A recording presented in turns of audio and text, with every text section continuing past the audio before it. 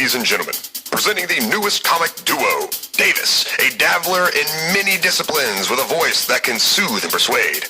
Mike, a fanatical specialist with a mouth like a bullhorn, fueled by strong opinions and a compulsion to share them. With microphones and comics in hand, they are Jacks of Trades.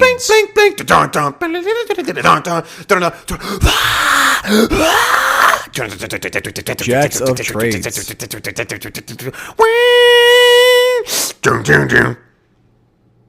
Isn't that how metal goes? Hey everybody, I'm Mike. And I'm Davis. And this is Jacks of Trades. On Jacks of Trades, we read, review, and rate trade paperbacks and graphic novels from major and indie comic publishers. We're not experts by any means, we just love hanging out and talking about comics. It is April Fool's Day, all you lovely people out there. So, this is the part where we would set up some kind of joke of sorts. But we just kind of played a joke on ourselves by mistake. Not everything is a joke to a clown. Yeah. We're pretty much the fools in this one. This time around, we decided we were going to pick a really, really bad book. Mm-hmm. And like, not our opinion bad. Like a universally received bad book. And rate it seriously, as if we were, really excited about it. But when I got to thinking about it, except for us comic nerds, all this stuff sounds kind of bad. Even the good stuff. Right. It's a little weird. It's like if you're not into soap operas and you try to explain The Young and the Restless to somebody, they think it's real stupid. Mm-hmm. Yeah, so I figured that most of y'all wouldn't get the sarcasm and would just think either A, we had terrible taste, or B, just not understand it at all. So basically, we just tricked ourselves into reading a really bad book. All right, so to explain how bad this comic is, my first idea was apparently there was a run of DuckTales comics back in the late 2000s, and when I mean horrible, I mean horrible. We're talking typos, grammatical errors. That's unfortunate. I love the DuckTales. One panel they have 5 finger feather things. One panel they have 4 finger feather things on their hands. And it took me going to our local comic book shop, Crescent City Comics, to find and talk to someone behind the counter, the gurus of the comic book world, talk to them about what would be a good comic, what would be a bad comic. The guy was like, I don't remember the bad ones. And then he insulted I don't want to say insulted. Then he talked about the current Luke Cage, Guinea Tartarovsky, Russian last name run, and I enjoyed that, so we didn't go with that. So instead, after a brief Googling of worst comics of all time and skimming past all the list of comedians, we've stumbled upon, I'm not even going to say golden colored turd. I'm just going to say it's a turd chocolate bar. I'm not even going to give it the chocolate part. It's not even. It's just a turd bar. It's called Marville, like a town. Marville. Marville. It's actually made by Marvel. Yeah. It is an official Marvel comic book. This is Volume 1 of Marville. Volume 1 of 1. Yeah. You want me to dive into the stats and history? Go right ahead. I can't. Okay. As you said, published by Marvel. The year of this particular trade is 2003. There are no other versions of this trade. It's never reprinted. The initial format was a ongoing miniseries. It's definitely not worth the $21, including Amazon Prime shipping that I got for this thing. 21's hefty for 6 issues of a good trade, let alone a bad one. Yeah, well, Mike, we really wanted to do this one, didn't we? Dial it back. Calm down. Sorry. Take a sip. Calm down. Sorry. Yeah, these issues were originally published in 2002 to 2003. There were 7 issues in the series. There's 6 in the trade. I don't know why. Really tried to find that out. I do know why. I'm pretty sure. But we'll delve into it later and into the whole thing about it. Okay. Creators. We have writer Bill Gemas.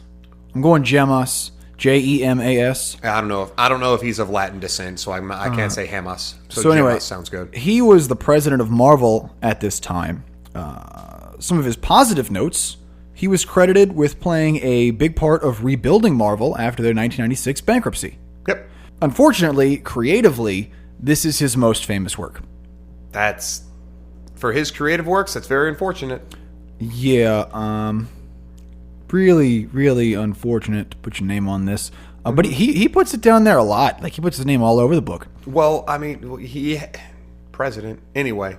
The artist is Mark D. Bright. Notable works include Iron Man Armory Wars. And he is one of the two creators of Quantum and Woody, which is a popular Valiant series, which recently is slated for a TV series produced by the Russo brothers. I love the Russo brothers. What have they done recently, Davis? Well, they did the Lego movie, and they did Community. Superhero-wise, Davis? Civil War? And Avengers Infinity War. Oh, excellent. Yes, so, really good guys at the helm. So I don't know much about Quantum Woody. What I could find out, it's kind of a buddy cop situation, a little tongue-in-cheek, a little... It kind of sounds like Toy Story. Probably, but... Well, I actually would have been before Toy Story, I'm pretty sure. It was created a while ago. I don't know. Well, Toy Story is 95, but anyway. Not the point. I do want to outline cover artist on this book. Yeah. Greg Horn. We don't talk about the cover artist a lot, but it's real important. So hold on. Christ. So style-wise, very photorealistic kind of painting look. Like it definitely, you can see brushstrokes, whether or not they're real or computerized. You can tell it's not a picture, but it's attempting to look a lot like a picture. I mean, it's so stylized, you can see the thigh crease. Yeah, it's very, very detailed on people. Male counterparts are very masculine and muscular. For the females, very cheesecakey, very pin-up-y. A lot of the heightened sexuality of a female in the drawing. Yes. As a matter of fact, every issue, the cover-wise, or not the variant cover, but the original cover. Standard cover. They're showing Standard us. On the shelf every day for everyone to see. It's just a incredibly skinny, buxom ginger with blue eyes.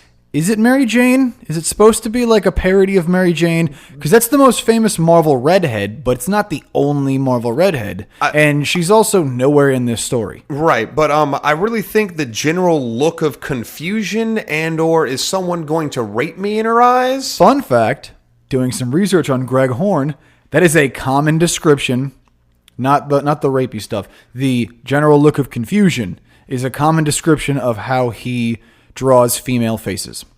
Well, that's not positive. He's done a lot of very famous, very well-received covers, and he's done a lot of these. So, kind of controversial, kind of not intentionally, but it's an odd choice.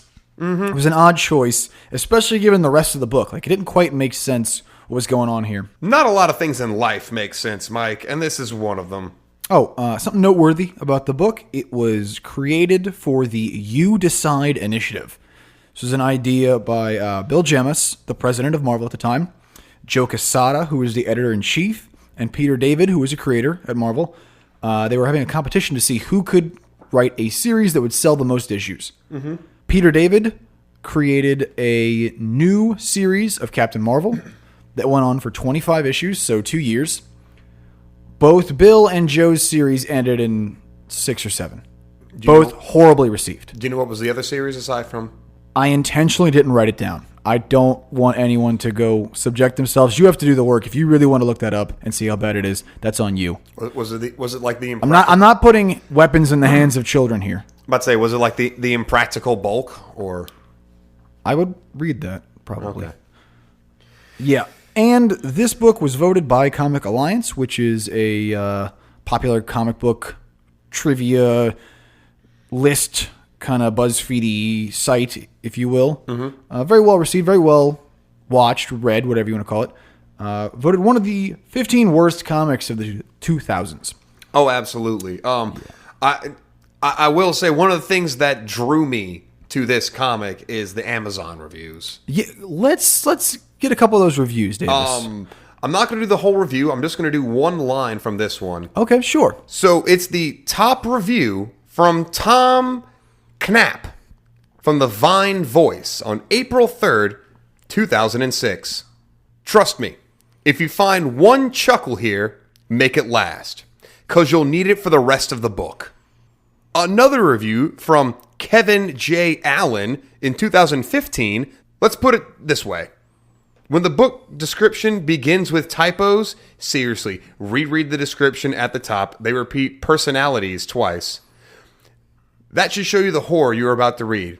The only reason you should buy this comic is if you enjoy pain and want to inflict it the most you can upon yourself. That's fair. Yeah, Yes. I'm going to say this is the comic book reading version of watching The Room or one of those old, not even B, like D movies, I guess you'd call them. Those to play kind of mystery science theater. This is the literary version of that. Absolutely. I really think the Trauma films, as far as an overall art style and everything else, is far better than anything that is I've read. Well, the problem is, I don't know about you. I don't enjoy doing that. This was a chore. Listen, we already had this discussion. One of my friends was trying to convince me to read something because it's so horrible. And my main philosophy is this. I don't want to read something or watch something just because it's bad. Why would I want to pollute my brain and fill my memories up with shit that's already bad?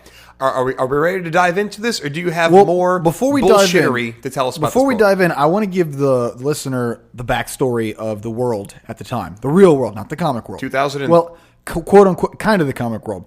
The late 90s, early 2000s of the comic book industry. Okay. Do we know the exact day first issue was put out? Day, no. Okay. We can find it out. I don't Year care. 2002, right? 2002. So, backstory of the comic book industry. Mm-hmm. There was a boom in the 80s, which led to a bust in the 90s. You know how markets work. So, Recession and expansion. yeah, basically in the 80s, a lot of people were finding old comic books from the gold and silver age that they were selling for lots of money. And this got collectors and speculators and this whole secondary market really ramped up. So they are snatching up whatever they can. And because sales are good and people are buying, the comic book publishers are making special variant covers and these gimmicky covers, and here's a foil cover, and here's the holographic cover, and here's 9 variants, you have to buy them all, and the same stuff we see today. This all started at this time frame because people would buy them and they'd hold on to them because they were going to resell them. Problem with this is the reason the older comics were valuable is because they were rare, because they were sold cheaply next to gum and little trinkets that kids would buy. Parents would throw them away. A lot of them got recycled in the war effort.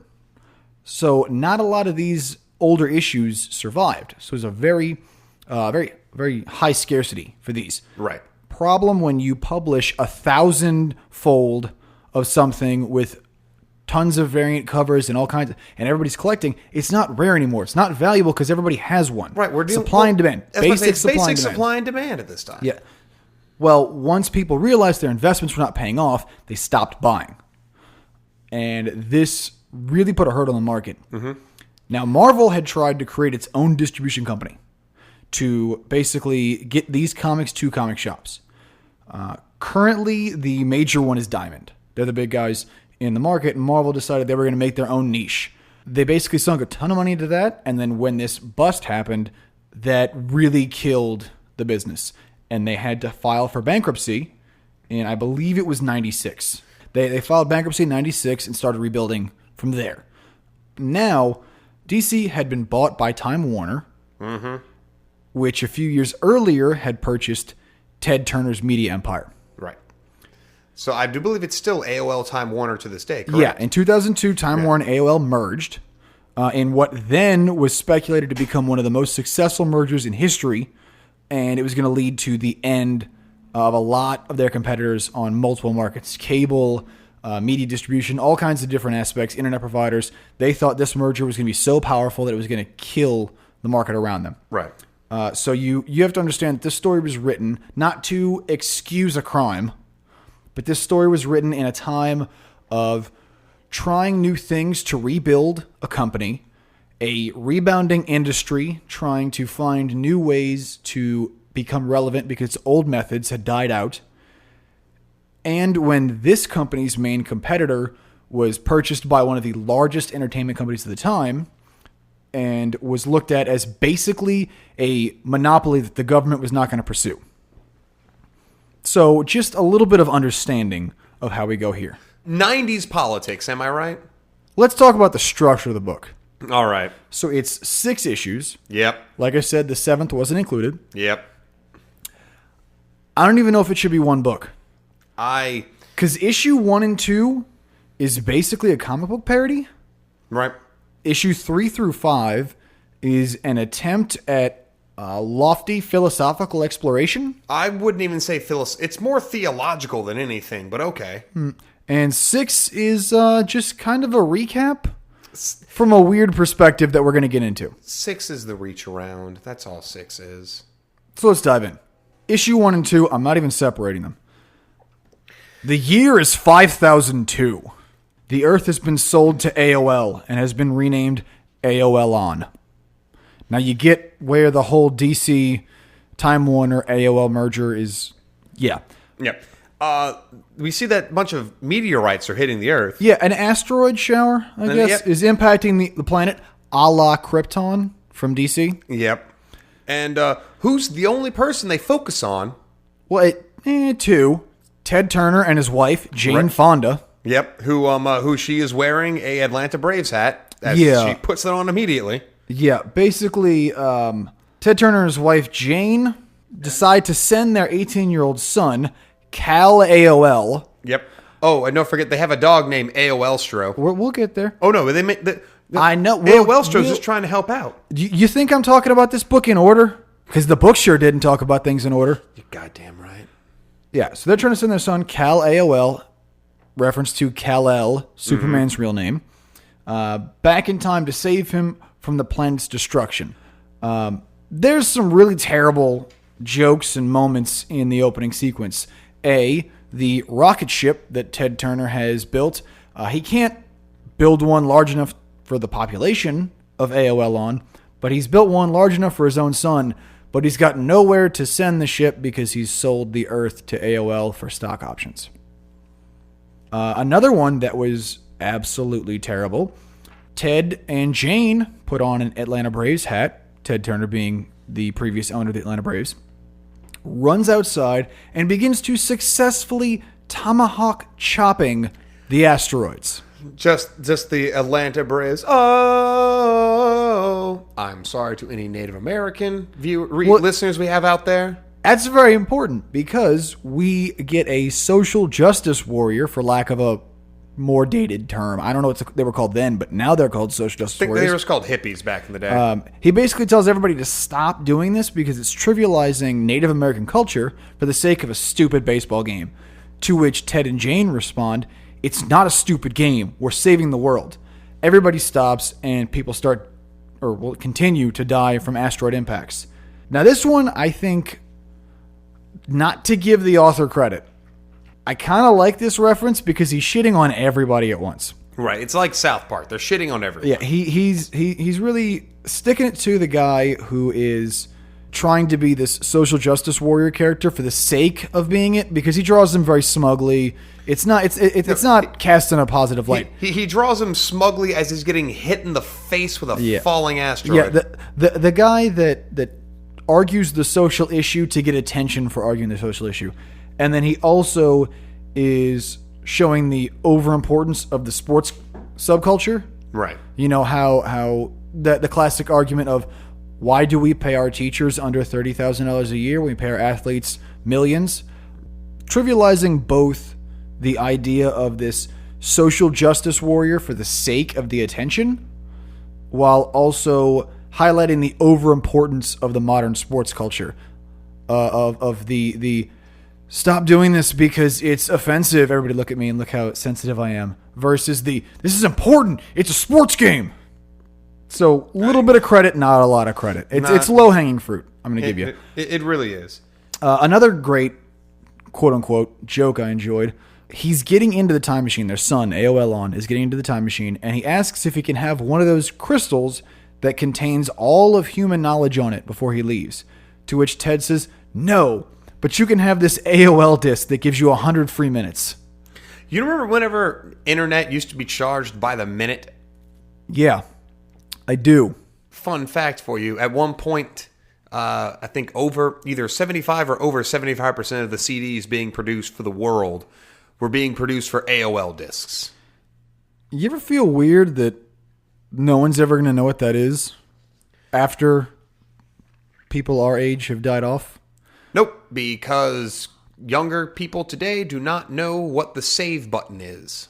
You think they'll write about that in history books? Maybe. I don't know. That'd be a weird history class. Double fun fact. Think Fleek will ever be in a history book? Probably not, but kids today are now learning about the event called 9/11 that rocked our nation. I'm sad now. You weren't sad whenever you first started reading this thing? I was trying to distract myself. Okay. Well, back to the horror. So obviously, if the Earth is getting destroyed, and Ted Turner and Jane Fonda have a son, and they need to go and they're bringing the son back through time, you would think, a la Superman style, it'd be a baby to be raised on an Earth amongst those people to save it. No, he's 18. Yeah, he's 18, sitting on the couch when we first see him. And and what is his name again? Cal AOL. Cal AOL. So Cal AOL gets sent back in time to the modern 2002 day of this book. And of course, like any good time traveler, he thinks he has superpowers. So he's going to go try to explore some of these superpowers he has with the help of a cab driver that takes pity on him because she thinks he's mentally ill. Absolutely. I just wanted to let you know the costume he's wearing, it says Marville on top. And the belt says Enterprises. It does. It's not even like low hanging fruit. Yeah. So low hanging fruit. Well, he goes through both Spider-Man and Batman's origin stories in which AOL Stro comically saves the day through drool and farts. Yeah, drool and farts. Yeah, and he's given ridiculous amounts of money as rewards for these incidents, which kind of fund his hijinks going forward. And it's funny because he goes back in time to use his bank account, and they say, "Oh, you don't have any money in your bank account," but it's like, "Oh yeah, but everyone who's a Turner, they already have money in a bank account, but you can't get it yet." But hey, look, the amount of money that was in your bank account, that's ironically the same amount of money for stopping this bank robber who stole this exact same amount of money. If that didn't make sense to you, listener, now you know how we feel. Yes. But so he has this ginger, blue-eyed cab driver who looks nothing like the previously mentioned woman that was on the cover of all of the comics. Let's think facially and hair-wise, not the same. No, not at all. But anyway, she is helping him kind of figure these things out. So at one point, he's in a park. He encounters a homeless man and decides to use his newfound money to help. And guess who shows up? Rush Limbaugh. Rush Limbaugh shows up with the standard, don't give money to homeless people, they'll just buy drugs argument.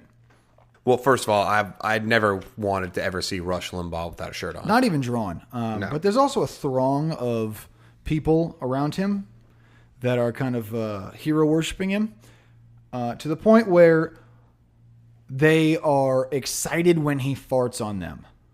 Quote, "What a waft of wisdom." Yeah. Impart another one.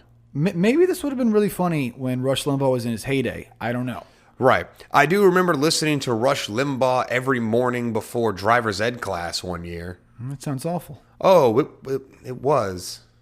So, Cal AOL is going to go hand out money to homeless people. That's how he's going to be, well, not even homeless, just the less fortunate. Poor people, middle class, lower class, whatever. He's just walking around the street handing out his money out, to which he encounters these analogs for Batman, Iron Man, and Black Panther. Right. Black Panther, Batman, and Iron Man start beating up all the people that Cal is giving money to because basically they think they're criminals stealing from him. And even when he tells them they're not, they continue to do it because they'd rather use their billions to fight crime in costumes than actually help people. Can I do my favorite line from the Iron Man proxy? Sure, go right ahead. Can I do robot voice because it is Iron Man? However you want to do it. I know. I destroy the local economy. but you can pay Mexicans $1 an hour, and they still work like nit. Yeah, somebody actually stops him. Or was it Black Panther stops him? Yeah, he says careful. Yeah, Black Panther stops him from saying the N-word. And then we see Batman beating a guy in the head with his own arm. Yeah, I get it. It's kind of ridiculous that these billionaire superheroes would rather put on costumes to be vigilantes than help build the community. But that's fun to read. Right. Especially we're not talking about reality here. We're talking about fiction. Entertainment fiction. It's a comic book. It's a comic book. Yeah. They also encounter Matt Murdock, who is Daredevil, for those who don't know, who is a lawyer that gets criminals off for a quick check. So a lawyer. Which doesn't make sense. Like, it's not even like, okay, so Iron Man, Black Panther, and Batman, that's at least an attempt at a parody on that character. The Matt Murdock one doesn't even make sense. They're really just, let's poke fun at lawyers. Okay, except for the fact that Matt Murdock is a defense attorney. Mm-hmm. It doesn't make sense because the whole point, I don't know. I'm not even arguing. I'm not arguing. It's just... And prior to this, just to close out the rich millionaires helping people arc, Rush Limbaugh saves the day with a golden microphone. I didn't understand that part. Yeah, I tried to... He said something about, I learned how to wind up these conservatives, so I had to learn how to turn them off or something like that. It's just not good. It didn't not good. Make sense. Oh, and Cal teams up with Spider-Man and the Punisher to go take down the Kingpin, who's Spike Lee for some reason. I'm totally lost at this point. So yeah, for some reason the Kingpin is Spike Lee. Now, can you explain this one to me? The only real reason why they bring out Spike Lee is, I guess, because it's a reference to film, and with him being an African American, and the fact that in the Daredevil movie with Mr. Ben Affleck, the Kingpin was played by Michael Clark Duncan. There we go, Michael Clark Duncan. I don't remember this at the time. This makes sense now. I never saw that movie. I intentionally never watched it. I know. It's not the worst comic book movie of all time. Elektra is the worst comic book movie of all time. But it laid the foundation for the worst comic book movie of all time. It did. But that's the only reason why I could see Spike Lee being the Kingpin proxy at this time. It kind of makes sense. But not a lot. But it doesn't. But more than nothing. It doesn't make a lot of sense because the Daredevil movie came out in 2003. Well, exactly. Unless depending on when these came out, you kind of know who's playing what characters before the movie comes out. Kind of right? Thing. Maybe I don't know. I don't care. It might have been a Marvel Studios thing. I don't really know. This is the end of issue 1 and 2. It doesn't make a lot of sense to reference how much insidery bullshit is involved with this. They even have at the end of each issue talking about in like light blue boxes an insider's guide to Marville #2, and basically just it's like author's notes to understand his jokes, because the best jokes are the ones you have to explain. Exactly. Issue 3. Okay, I don't know if there was just like the artist was busy this month or what. I don't know. The art is a little different, and they basically printed the script right on top of the drawn pages by what appears to be a different artist. It's not in the same art style. There are no bubbles. It might be. No, it's just printed. It's printed. Exactly. If you remove the pictures, it's a script. Minus the colons. Someone just put a script in front of all these images. And these next 3 issues, it's an exploration of God and evolution. I've met people that have done heavy drugs. I've been in a conversation with the guy who, while doing whippets, was like, no, man, you have to understand. It's not the fact that slavery is illegal. Slavery is illegal. Well, an involuntary servitude is illegal. But what they do with the prison systems is takes a whippet.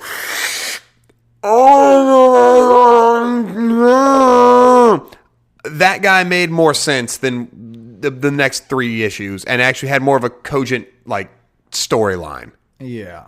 So Ted and Jane Ted Turner and Jane Fonda, if you don't remember, they send back the time machine. Right. So they put a time machine inside of a time machine, or either they set the time machine to go back in time. I don't think you can do that, but I'm not asking questions. So Cal Mickey, who's the cab driver, are I don't want to be offensive here to a cab driver? I don't know. I have never met a young, attractive, female cab driver. We also don't live in New York. True. I'll give you that. Doesn't quite strike me as a cab driver. Mm-hmm. And then there is a cop with them. Her name's Lucy. We met her in the previous issue where she dressed as a prostitute to help catch people trying to get prostitutes. She dressed like a child's misunderstanding of what a prostitute is because she accidentally watched the wrong scene in a movie her parents were watching because she walked in from a nightmare to like see what mom and dad were doing. Like it's this weird like Borat style bikini thing with giant boot. It was really, really aggressive. The garters are involved. Yeah, and maybe this is just me overreading into it, but name's Lucy. She looks kind of Asian. Lou? Yeah. Yeah. I don't know if I'm overreading here, but I'm glad you're on the same page with me. That's all good. Mickey, she's got big ears. Yeah, I didn't even realize Mickey, the redhead, the Irish redhead. Yeah. So they're going to go back in time because they want to meet God, because God lives in time. Right. Well, if you go back in time far enough, you'll be at the initial Big Bang or the Big Squirt or whatever you want to call it. Big Squirt sounds real gross. It's supposed to. Well, they don't meet God, but they meet a man named Jack who's a black man in a suit. I don't want to like I'm gonna let Davis laugh for a second while you guys judge me. I wouldn't say he's a black man in a suit if the author didn't say he was a black man in a suit. Like, he's drawn as a black man, but the author also makes sure to outline really aggressively that he's a black man because the other characters state he's a black man. So they meet this guy named Jack, and he's God-ish. I guess he's God, but he won't confirm he's God. I don't know. He basically takes them through all the stages of evolution. They go to naked, mostly naked. Oh, we'll get there. It's all right. No, hold on. Give me a damn second. Who writes the notes here? Mike writes the notes. Goddamn right he does. So he takes them through the creation of the first plants and first animals, which both happened in water. So because they're in water, they have to skinny dip to see it. Right, because they don't want to spend eternity with wet underwear. Because that makes sense. Just sit in that, listeners. Just sit in that. Yep. So yeah, I don't know why the skinny dipping was there. I guess just because the characters are drawn very attractively. The women are very aggressively, even the men, like they're all very, very tone lean. A lot of low body fat percentages. I'm pretty sure they did make a big dick joke at one time in here. Oh, yeah. Under the cuff. God has a huge cock. Just apparently. A big, giant hog. A giant Nubian wang. So they learn about the first plants, they learn about the first animals, and then they start learning about evolution. So they meet the dinosaurs. Thankfully, they're clothed this time for most of it. They do go into a waterfall lagoon where they have to be in their underwear for a little while. I don't know why. But that's not important. The important part is you get to see more of these cartoons in their underwear. No. The important part is issue number 3 ends with this line. Oh, no. Jack, if you're up for it, there's a whole lot more to see a couple of million years ahead. Mickey, no way. Do we stop now? Al, I'll drive. Where to? Jack, Jurassic Park.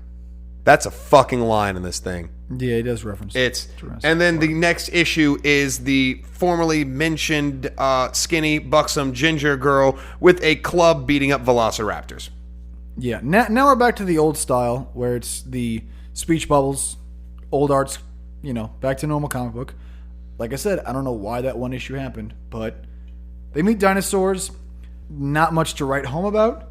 They get to the first human. Except they talk. That's the only I don't care. They get to the first human, who is Wolverine. Yes, Wolverine is the first human. According to the mythos of this... Here's how you know, because he says bub a lot. Yep, that's exactly how you know. When we talk about delving into just the minute details of evolution, the minutia of evolution involving with all this nonsense, it's just... Yeah, well, no, that's the thing. The asteroids came and they blocked out the Earth, and then, well, after they blocked out the Earth, all the herbivores died because the plants didn't have enough oxygen or the plants didn't have enough carbon dioxide, and then this happened, and then the mammals survived, and they went back into the ocean and vestigial organs and fur and yeah. The problem I have here, they address a lot of correct evolutionary science. Mm-hmm. Then they try to shoehorn in some bullshit like it's accurate. Right.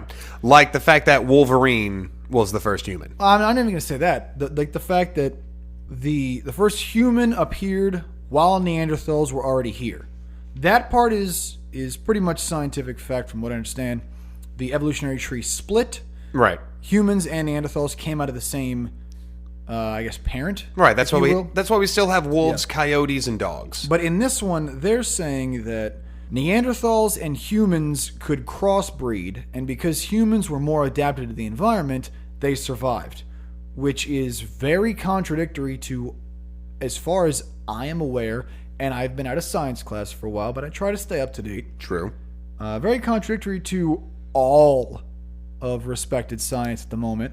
I mean... but because they referenced correct science, they kind of try to shoehorn this nonsense in like it's real. I mean, I know a horse and a donkey can have a baby, but it's an infertile, it's a sterile child. Yeah. That's how we get mules and I think I forgot the female name for it. I don't know. It's a little odd. But nevertheless, Wolverine's the first human. Yeah, they go through the evolution of man. God has a high top fade. He does. But yeah, they go through the evolution of man. The male child is designed to rebel from his father, so he'll leave the tribe, so that he'll go find a mate in a different tribe and promote diversity. Right. Which sounds kind of right, but I don't see your sources cited. There's no bibliography page in this thing. I'm just saying, we don't need to cheetah ourselves. That wasn't even close to a reference. Yeah, it is. They never talked about the cheetah. I know they never talked about the cheetah, but we don't want to cheetah ourselves. And by cheetah ourselves, I mean the reason why all cheetahs look exactly the same is because we killed so many of them that there's no genetic diversity. I stand corrected. All right. Thank you. That's 2 you have. I'm glad it's more than 1. Wait, 2 this episode or overall? No, 2 in your life. Okay, cool. Well, 2 in our friendship. You're probably right before that, but not when I was around. Very true. But the male must leave the family home in order to spread his seed. Then there's also some nonsense about tribes used to not kill each other. They would just fight for sport to get out the aggression. Right. It's kind of that's not what the fossil record says about any species ever. Oh, no, not at all, man. Arrow to the knee, you're fine. Really? We're going with the... Yeah. We're going with the Skyrim reference? Absolutely. Okay. But yeah, so basically the thing about this is each of the characters, Callais, OL, Mickey, and Lucy, come to their own understanding of God and what his presence is in the world. Capital G-O-D, too, not lowercase G-O-D. Lucy sees God as this background manipulator. Like, he never actively steps in to any moment. Mm-hmm. Like, he doesn't intervene, but he sets up the conditions for all these things to happen. Yeah, he made this wonderful primordial soup, as she calls it. Yeah. Mickey kind of sees God as doing nothing. Yeah, given enough millions of years, some of this stuff's going to happen on its own. And then Callais OL starts thinking about world peace for some reason. I don't know why. Like, nothing about what he showed us talks about world peace, but that's where Cal goes to. No, the only time there ever was world peace, whenever the Wolverine oldest man alive was like, hey, let's all stop fighting for a second. Yeah, because that's what Wolverine does. And then issue 6, Callais tries to pitch this book to a comic book editor. And the editor is not interested because it's not a good book until Cal mentions Wolverine and or skinny dipping and or whatever. Not one, but 2 meteor showers. Yeah. Cal mentions the story about world peace somehow. And the editor just basically says, kid, this book's not going to sell. I'm not publishing it. I mean, the best line from Al is, but religion and politics are the whole point of the story. In which he just went through and talked about religion and politics. Yeah. And bullshittery. And like I said, the first bit of actual fact is when the editor character basically says, look, kid, it's not going to sell. Because it didn't. No. So we get to the end of the book. Marville number 7 is not about Al, Mickey, Lucy, or Jack. It's about you. And advises you on the best way to approach writing an epic comics book. Number 7 wasn't a story. Number 7 of Marville was just a way to get more people and unknown people to know what they need to do to write comic books. So you mean to tell me this was supposed to inspire aspiring creators? Apparently. I read some turds from shortly thereafter, so that makes a lot of sense.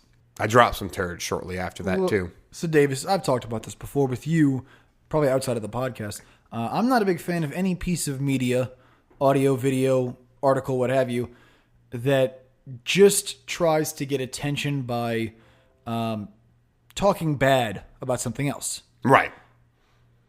So, if we took the time to read this book, I tried to write down some themes, maybe the diamonds in the rough, the things he tried to do, and at least give him a little bit of credit there. The polished turd. Yeah. So, some of the big themes, satire of the industry. Yep.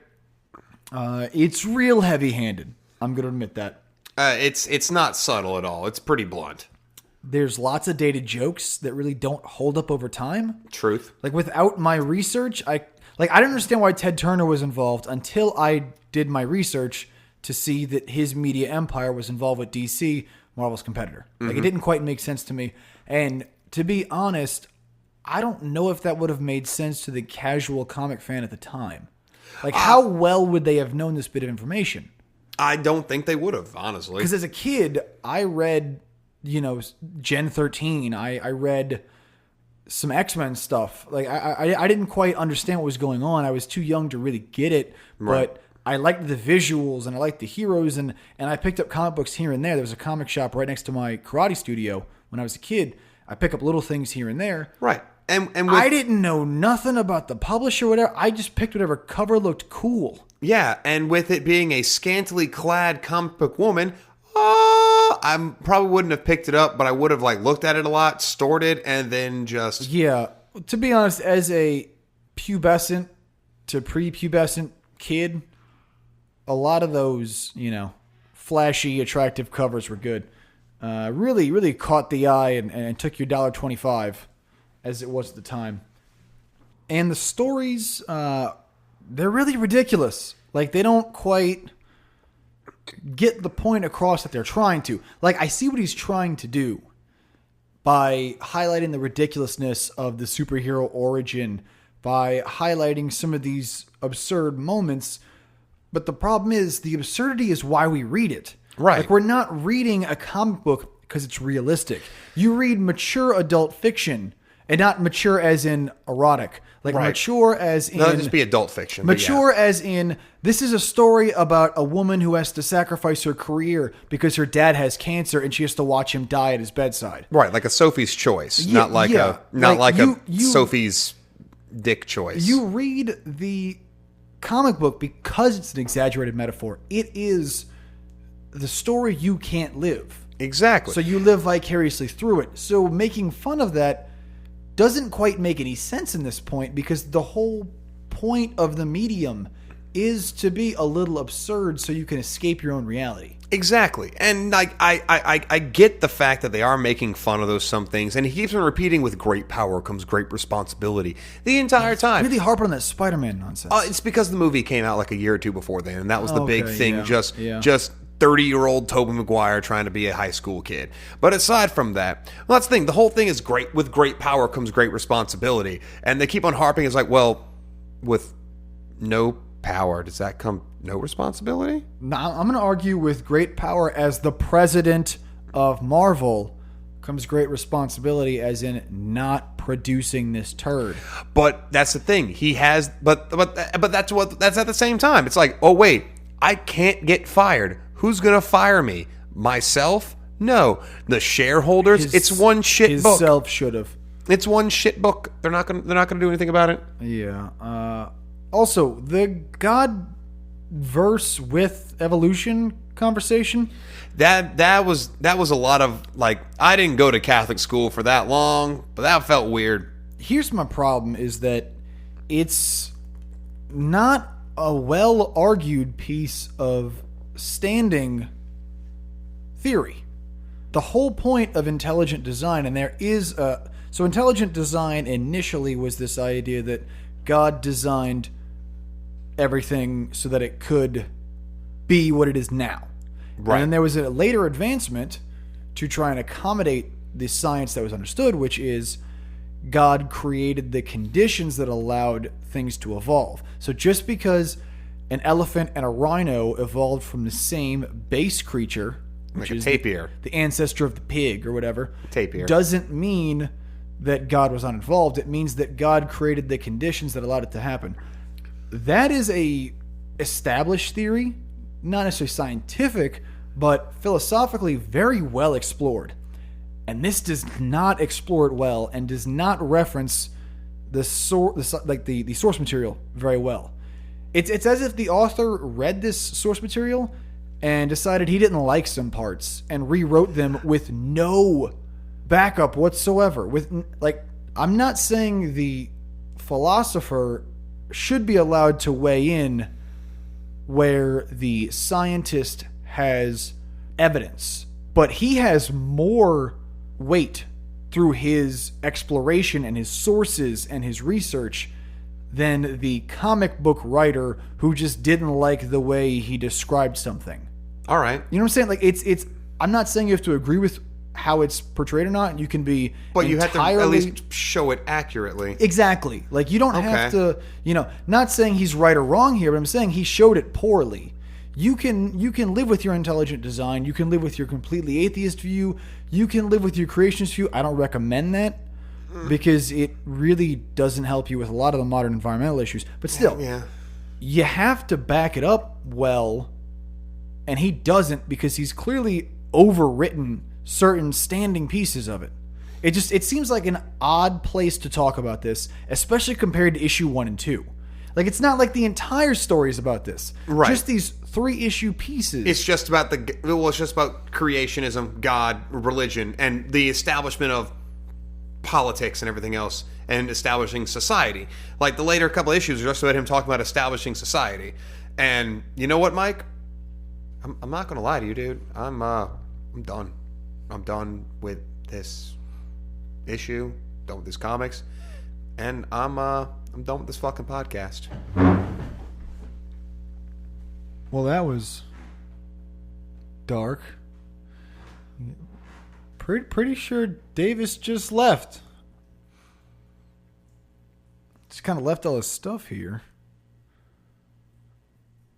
So the meta discussion of issue 6, where the character Callais is just talking to the editor about this book. The whole idea here, it's a lot harder without Davis to bounce these ideas off of. He usually has something weird and stupid to say right about now. Sorry, I forgot my stuff. Davis, What? you just gonna leave like this? Yeah, I'm done. We're in the middle. Like, at least finish the show. We have one. Come on, it's just. No, this comic ruined my evening last night. It's ruined my opinions of Marvel Comics in general. And, well, to be honest, I would rather not read anything else or just have to read the first sentence of The Great Gatsby for the rest of my life. And, yeah, That's all I got. Okay, guys. Ratings. Yeah, let's. I'm gonna go ahead and give it a pass. It's a lofty effort with some poor execution. You can get a lot of these points in a better format, I guess, and yeah, I don't even know why I'm here anymore. Davis is done. I'm done too. This is no fun without him. It's kind of ridiculous just talking to myself in a microphone like a damn egomaniac. Thank you for listening, guys. Yeah, I'm out.